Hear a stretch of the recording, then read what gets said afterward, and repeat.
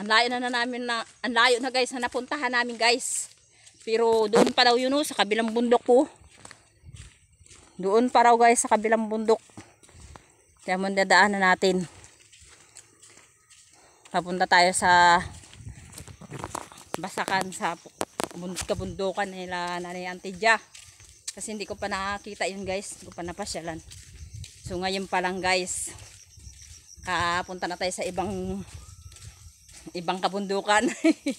Dito naman di pa natin napasyalan. Dapat tayo nagtungga-pingga tapos gi-vlog. Ganito bang gawa namin dito? Ganda sana nun. Diba? Ay, nakarating din kami guys.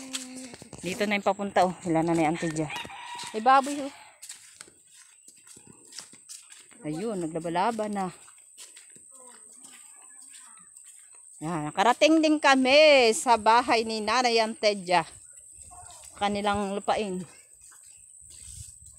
Malayo lang talaga oh.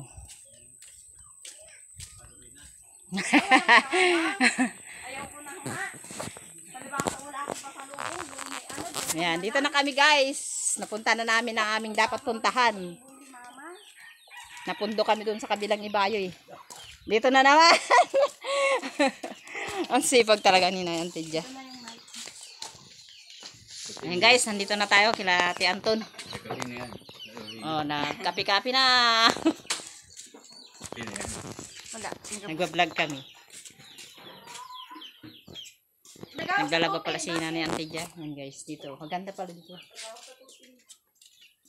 Ay, ang ganda naman ng mga halaman. Buti pa dito, nagtaraba yung halaman. Ayan guys, oh, halaman eh. Malawak din dito. Tapos, yan po yung basakan ninyo. Ayan ah. Laki na. Tingnan natin guys, dito yung basakan guys. Ito sa likod. Ayan. Ayan guys, oh, basakan nila oh. Bagong tubo pa lang guys yung ano. Yung mga palay. Ayan oh. Layo, may bahay pa dun sa dulo, may kasagingan. Ayan oh. Ang kita ba ng papaya, Ray? Kababa lang. Natumba pala yan, natumba.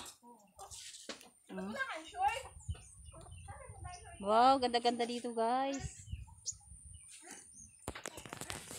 Ganda. Di ba?